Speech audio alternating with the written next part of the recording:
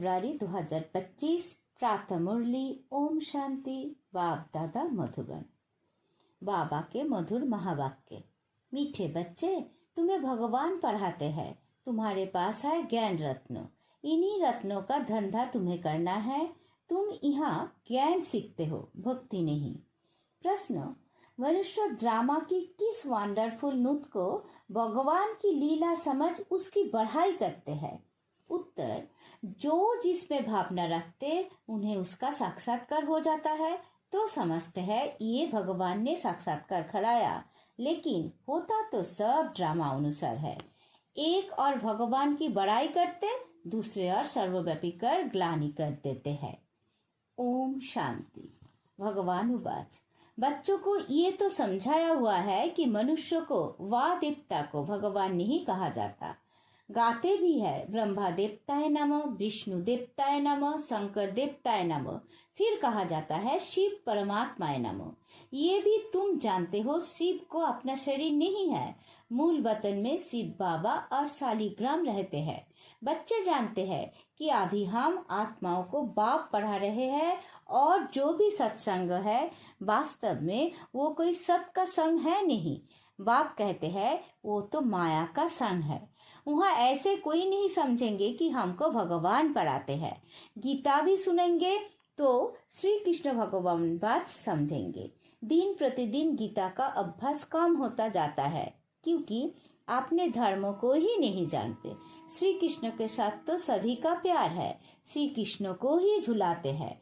अब तुम समझते हो हम झुलाए किसको? बच्चे को झुलाया जाता है, बाप को तो झुला ना सके। तुम शिव बाबा को झुलाएंगे? वो बालक तो बनते नहीं, पुनर्जन्म में आते नहीं, वो तो बिंदु है, उनको क्या झुलाएंगे? श्री कृष्ण का बहुतों को साक्षात्कार होता है। श्री कृष्ण के मुख में तो सारी विश्व है, क्योंकि विश्व का मालिक बनते हैं तो विश्व रूपी माखन है। वो जो आपस में लड़ते हैं वो भी सृष्टि रूपी माखन के लिए लड़ते हैं। समझते हैं हम जीत पा ले।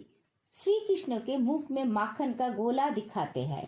ये भी अनेक प्रकार के साक्षात्कार होते हैं, परंतु अर्थ कुछ भी नहीं समझते हैं। यहाँ तुमको साक्षात्कार का अर्थ समझाया जाता है। मनुष्य समझते हैं हमको भगवान साक्षात्कार कराते हैं। ये भी बाप समझाते हैं। जिसको याद करते हैं, समझो कोई श्री कृष्ण को नोधा भक्ति करते हैं तो अल्पकाल के लिए उनकी मनोकामना पूरी होती है। ये भी ड्रामा में नूद है। ऐसे नहीं कहेंगे कि भगवान ने साक्षात्कार कराया। जो जिस भावना से जिसकी पूजा करते हैं उनको वो साक्षात्कार होता है। ये ड्रामा में नूद है। ये तो भगवान की बड़ाई की है कि वो साक्षात्कार कराते हैं। एक तरफ इतनी बड़ाई भी करते, दूसरी तरफ फिर कह देते पत्थर ठिक्कर में भगवान है। कितनी अंधश्रद्धा की भक्ति करते हैं। समझते हैं बस श्री कृष्ण का साक्षात्कार हुआ, श्री कृष्णपुरी में हम जरूर जाएंगे। परंतु श्री कृष्णपुरी आए कहाँ से? ये सब राज बाप तुम बच्चों को आप समझाते हैं। श्री कृष्णपुरी की स्थापना हो रही है। ये है कंसपुरी। कंस, अकासुर, बकासुर, कुंभकर्ण, रावण, ये सब असुरों के नाम हैं। शास्त्रों में क्या क्या बैठ लिखा है। ये भी समझाना है कि गुरु दो प्रकार के हैं। एक है भक्ति मार्ग के गुरु, वो भक्ति ही सिखलाते हैं। ये बाप तो है ज्ञान का सागर, इनको सदगुरु कहा जाता है। ये कभी भक्ति नहीं सिखलाते, ज्ञान ही सिखलाते हैं। मनुष्य तो भक्ति में कितना खुश होते हैं, झांझ बजाते हैं। बनारस में तुम देखेंगे सब देवताओं के मंदिर बना दिए हैं।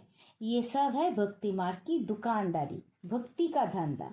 तुम बच्चों का धंधा है ज्ञान रत्नों का, इनको भी व्यापार कहा जाता है। बाप भी रत्नों का व्यापारी है। तुम समझते हो ये रत्न कौन से है?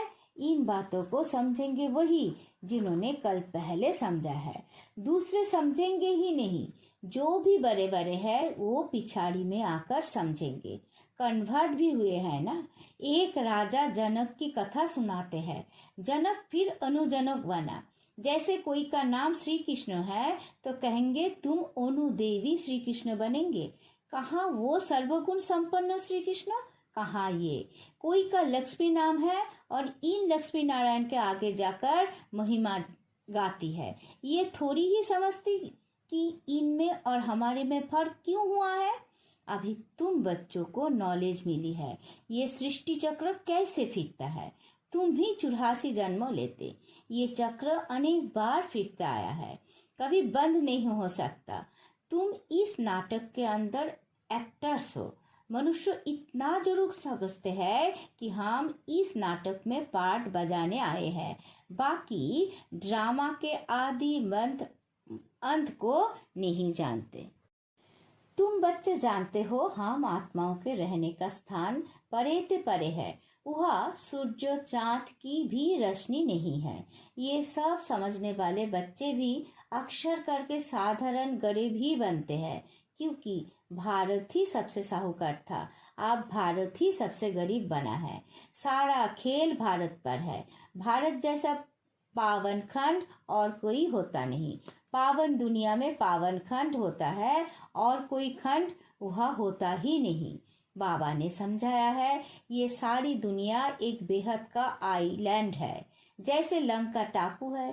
दिखाते हैं रावण लंका में रहता था, अभी तुम समझते हो रावण का राज्य तो सारी बेहद की लंका पर है। ये सारी सृष्टि समुद्र पर खड़ी है, ये टापू है, इस पर रावण का राज्य है।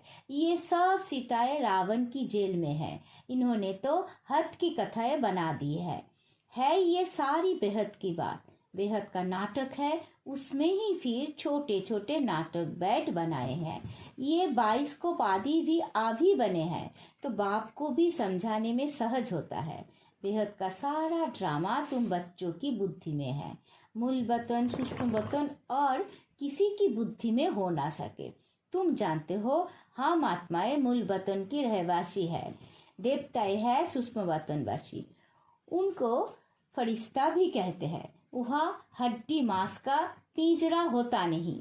ये सूक्ष्म वतन का पार्ट भी थोड़े समय के लिए है। अभी तुम आते जाते हो, फिर कभी नहीं जाएंगे।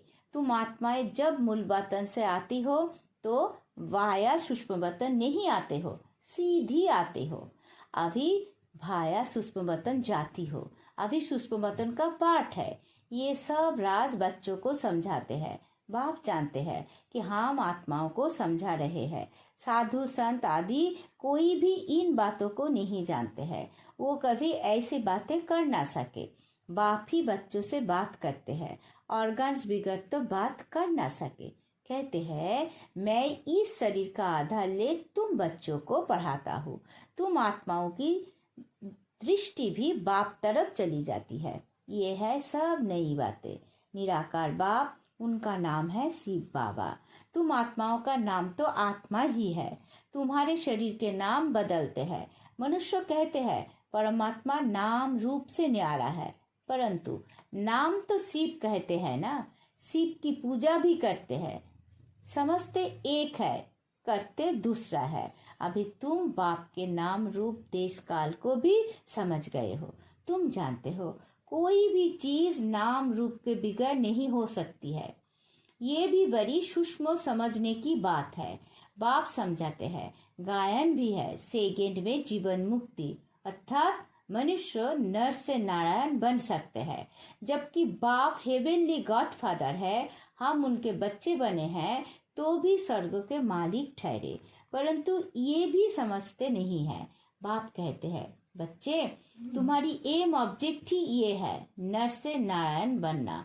राजयोग है ना, बहुतों को चतुर्भुज का साक्षात्कार होता है, इससे सिद्ध है विष्णुपुरी के हम मालिक बनने वाले हैं। तुमको मालूम है स्वर्ग में भी लक्ष्मी नारायण के तत्व के पिछाड़ी विष्णु का चित्र रखते हैं, अर्थात विष्णुपुरी में इन्हों का राज्य है। ये लक्ष्मी नारायण विष्णुपुरी के मालिक है। वो है श्री कृष्णपुरी, ये है कंसपुरी। ड्रामानुसार ये भी नाम रखे हुए हैं। बाप समझाते हैं मेरा रूप बहुत सूक्ष्म है, कोई भी जान नहीं सकते। कहते हैं कि आत्मा एक स्टार है, परंतु फिर लिंग बना देते, नहीं तो पूजा कैसे हो। रुद्र यज्ञ रचते हैं तो अंगूठे मिसल शालिग्राम बनाते हैं। दूसरी तरफ उनको अजब सितारा कहते हैं। आत्मा को देखने की बहुत कोशिश करते हैं परंतु कोई भी देख नहीं सकते। रामकृष्ण विवेकानंद का भी दिखाते हैं ना, उनसे देखा आत्मा उनसे निकल मेरे में समा गई। अब उनको किसका साक्षात्कार हुआ होगा? आत्मा और परमात्मा रूप तो एक ही है। बिंदी देखा, समझते कुछ नहीं। आत्मा का साक्षात्कार तो कोई चाहते नहीं, चाहना रखते हैं कि परमात्मा का साक्षात्कार करे। वो बैठा था कि गुरु से परमात्मा का साक्षात्कार करे। बस कह दिया, ज्योति थी वो मेरे में समा गई। इसमें ही वो बहुत खुश हो गया। समझा यही परमात्मा का रूप है। गुरु में भावना रहती है भगवान के साक्षात्कार की।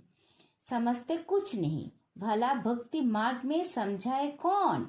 आप बाप बैठ समझाते हैं। जिस जिस रूप में जैसी भावना रखते हैं, जो शक्ल देखते हैं वो साक्षात्कार हो जाता है।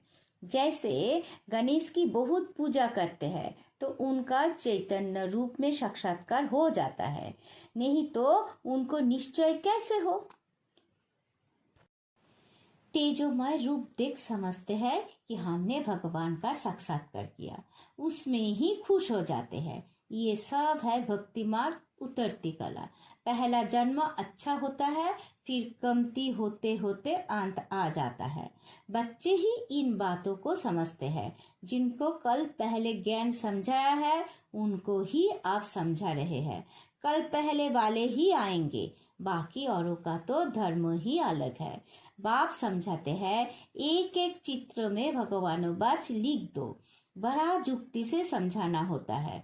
भगवानुवाच है ना, यादव कौरव और पांडव क्या करत भय, उसका ये चित्र है।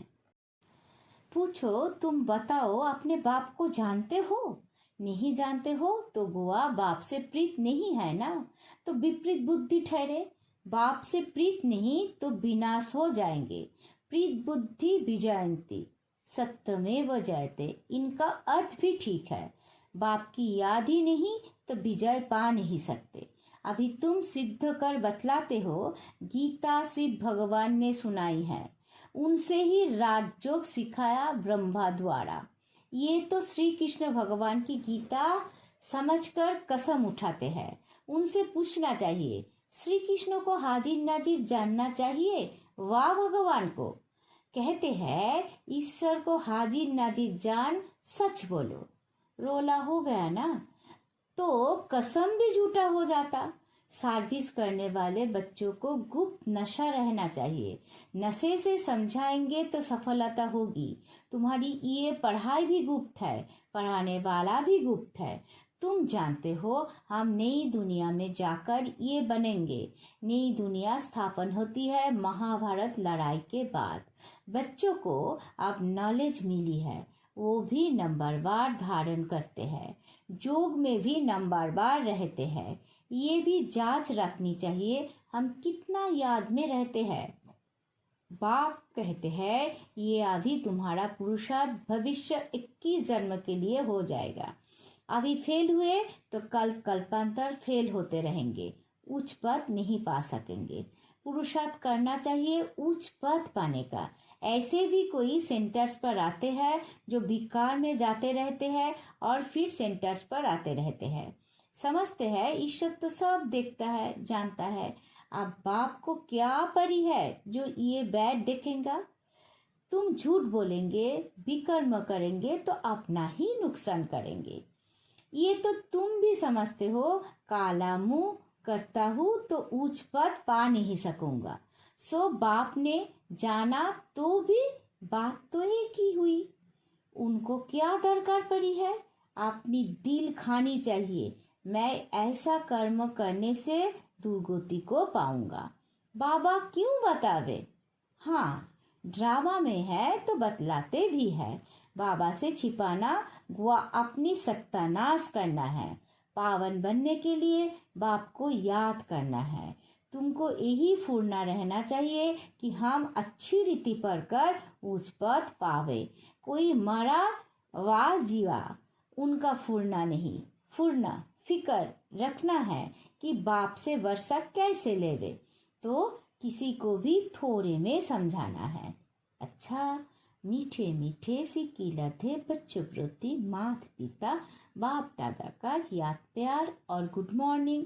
रूहानी बाप की रूहानी बच्चों को नमस्ते। हम सब रूहानी बच्चों की रूहानी माता पिता बाप दादा को याद प्यार गुड मॉर्निंग, नमस्ते नमस्ते नमस्ते। धारणा के लिए मुख्य सार। पहला पॉइंट, गुप्त नशे में रहकर सर्विस करनी है। ऐसा कोई कर्म नहीं करना है जो दिल खाती रहे। अपनी जांच करनी है कि हम कितना याद में रहते हैं। दूसरा, सदा यही फिक्र रहे कि हम अच्छी रीति पढ़कर उच्च पद पाए। कोई भी विकर्म करके झूठ बोलकर अपना नुकसान नहीं करना है। वरदान, मनमना भाव के महामंत्र द्वारा सर्व दुखों से पार रहने वाले सदा सुख स्वरूप भवो। जब किसी भी प्रकार का दुख आए तो मंत्र ले लो, जिससे दुख भाग जाएगा। सपनों में भी जरा भी दुख का अनुभव ना हो। तन बीमार हो जाए, धन नीचे ऊपर हो जाए, कुछ भी हो, लेकिन दुख की लहर अंदर नहीं आनी चाहिए। जैसे सागर में लहरें आती है और चले जाती है, लेकिन जिन्हें उन लहरों में लहराना आता है वो उसमें सुख का अनुभव करते हैं। लहर को जम देकर ऐसे क्रश करते हैं जैसे खिल कर रहे हैं। तो सागर के बच्चे सुख स्वरूप हो, दुख की लहर भी ना आए। स्लोगन, हर संकल्प में दृढ़ता की विशेषता को प्रैक्टिकल में लाओ तो प्रत्यक्षता हो जाएगी। अव्यक्त इशारे, एकांत प्रिय बनो, एकता और एकाग्रता को अपनाओ। उन्नति में, सेवा की उन्नति में एक ने कहा, दूसरे ने हाँ जी किया, ऐसे सदा एकता और दृढ़ता से बढ़ते चलो। जैसे दादियों की एकता और दृढ़ता का संगठन पक्का है, ऐसे आदि सेवा के रत्नों का संगठन पक्का हो, इसकी बहुत बहुत आवश्यकता है। ओम शांति।